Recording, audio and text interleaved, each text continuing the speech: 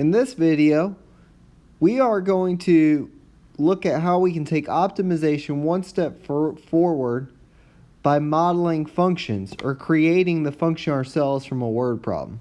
So as we work through these, the most important step, or the thing we're really going to be working on, is creating a function to be optimized in terms of one variable.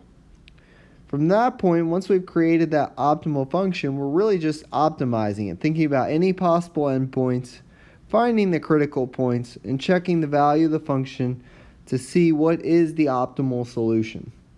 So let's look at some examples. In example 1, the sum of 2 times a non-negative number and 5 times another number is 600. What is the maximum value of the product of these two numbers? So let's think about first what we're trying to optimize, the function we want to optimize.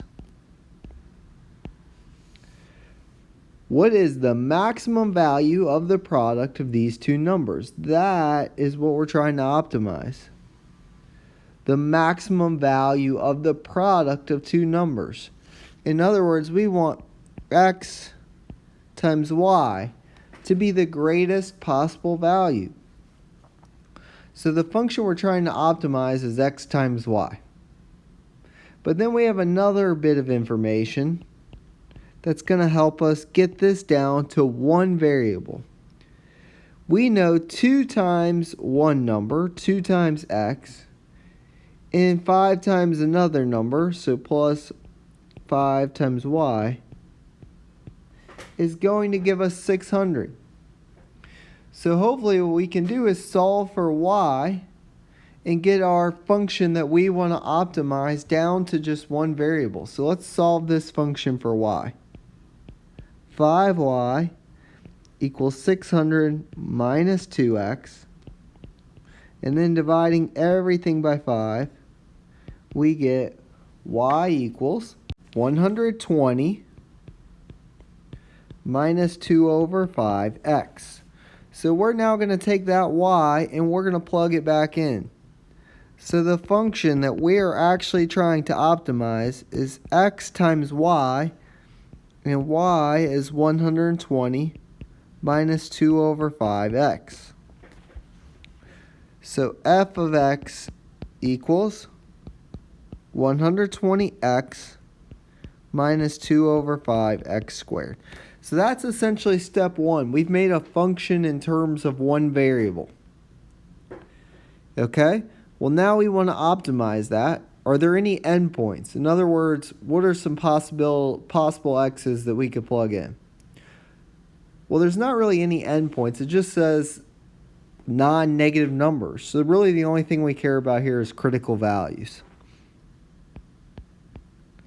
So let's find those. F prime of x would equal 120, and if we drop down 2, that would be negative 4 over 5x. So that's our derivative. We want to know where this thing equals 0 at.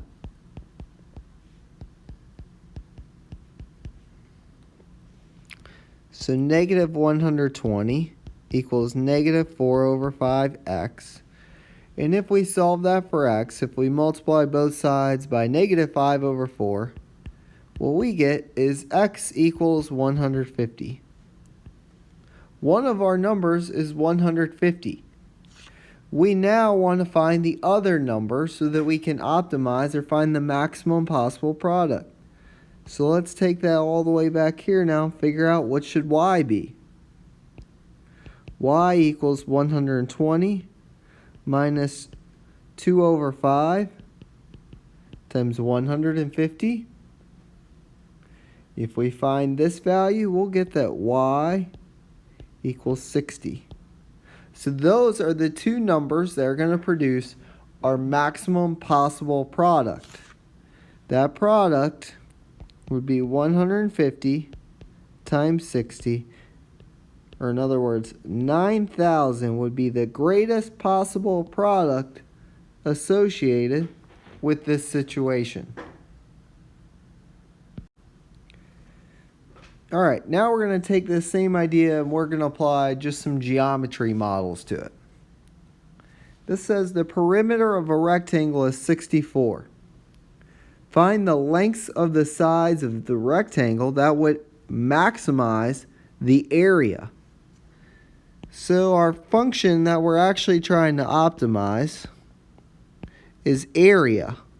And we know area equals length times width. So we've got two variables and we need to get it down to one. So we're going to use what we know.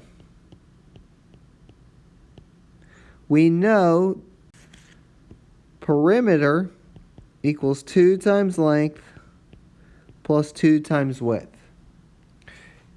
And our perimeter is going to be 64. So let's go ahead and solve that then for one of these variables. Let's say we wanted to solve this for W so that we could plug in W. 64 minus 2L would equal 2W. And then dividing by 2, W equals 32 minus L. So let's take that now and plug it back in for our W. Area equals length times 32 minus L.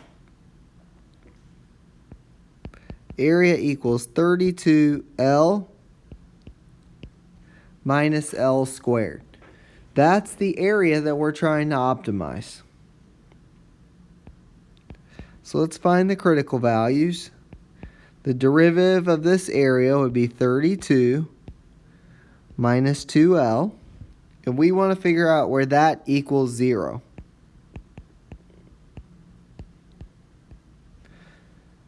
If we're solving that equation, I can subtract 32 over, divide by -2, and we get L equals 16. We can find the width by using this formula here. 32 minus 16 would give us our W. The width is 16. In other words, we want the length to be 16 and the width to be 16. Or in other words, in this case, the maximum possible area is actually going to be making this thing into a square.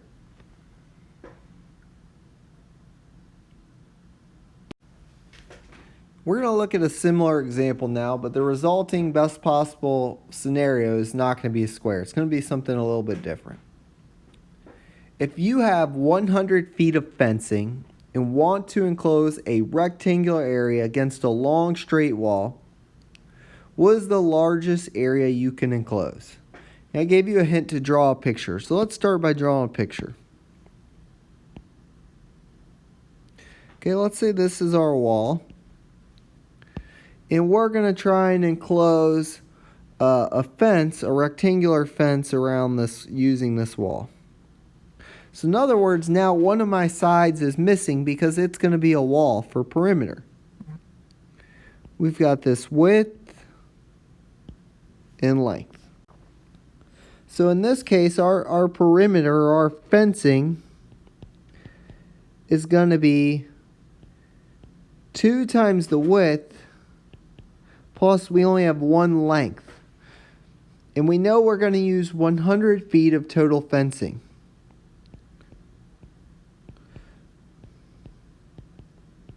Okay, but let's think about what we actually want to optimize. The function we want to optimize is dealing with area.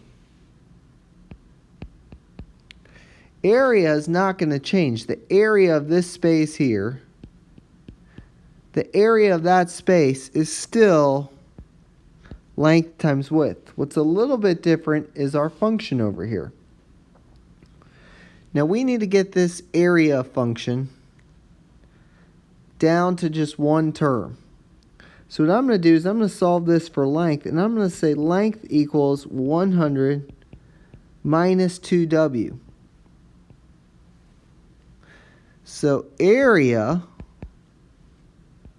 is 100 minus 2W times W. Area equals 100W minus 2w squared.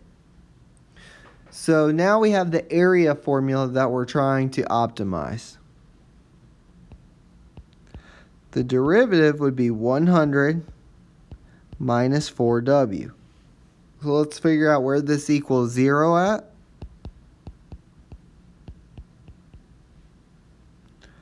So I would subtract over 100. Negative 4w equals 100, so w equals 25. So the width we want is 25. Using that, we can find the length. The length will be 100 minus 2 times 25. Or in other words, the length is going to be 50. So we want the length to be 50 and the width to be 25. The question is, what is the largest possible area you can enclose? Area equals length times width, so 50 times 25. The area is going to be 1,250 feet squared. That would be the largest possible area that we can enclose. So we've done a little bit with perimeter and area. Now we're going to actually look at surface area and volume. This says find the dimensions giving the optimal surface area of an open top box. You're going to actually do a question in your homework where it's going to be a closed top box. You need to think about how these two things, they're very similarly related, but how the open top box would be different versus just a regular closed top box. But find the dimensions giving the minimal surface area of an open top rectangular box with a square base, x centimeters, in height, h centimeters, given that its volume is 8 centimeters cubed. So we're trying to optimize surface area. And if you think about the surface area of this box, okay, the surface area would be equal to the area of the bottom of the box plus 4 times the area of the sides of the box. So the surface area would equal, well, if the bottom of the box is a square, has a square base, the area of the bottom of the box would be x squared plus 4 times the area of the sides of the box. The area of the side of the box would be x times h, right? If the base is x long and that's h tall, x times h would give us the area of one of the sides. So this is our formula for surface area, right? If you think about it, it's an open top box, so you only have a base. The difference in a closed top box is you would have a bottom and a top. But we don't have that here. We have an open top box, okay? Well, right now we have x's and we have h's. Let's think about volume, because that's the information we're given. Volume would be x times h. Length times width times height. Well, our length and width are going to be the same because we have a square bottom. So volume equals x squared h. We know volume is 8 centimeters squared. So 8 equals x squared h. If we solve this for h to get it to one term, I would divide each side by x squared. H equals 8 over x squared. So let's simplify our surface area formula now. Surface area equals x squared plus 4x times 8 over x squared. If I simplified that formula, surface area equals x squared plus 32. And if I have one x on top and an x squared on the bottom, that's 32 over x. So that's the formula that we're trying to optimize. So let's rewrite it one more time. Surface area equals x squared plus 32 x to the negative 1. We know x has an invisible 1 on it. I'm rewriting it that way because I know I need to find the derivative of this thing. The derivative would be 2x minus 32, x to the negative 2, using our power rule. So the derivative of a surface area is 2x minus 32 over x squared. We want to figure out where this equals 0. So let's solve that. 0 equals 2x minus 32 over x squared. Negative 2x equals negative 32 over x squared. If we cross multiply, we're going to get negative 32 equals negative 2x cubed. Dividing each side by negative 2, 16 equals x cubed. And we solve anything that's cubed by taking the cube root. X equals the cube root of 16. So if x equals the cube root of 16, we can plug that in to find h. H is going to equal 8 over the cube root of 16 squared. And if you simplify this term for h, you'll actually get h equals the cube root of 16 over 2. And that just requires, there's some algebra simplifying that goes on in there. But that's your final answer. H is the cube root of 16 over 2. X is the cube root of 16. Those are your dimensions. We're asked to find the dimensions.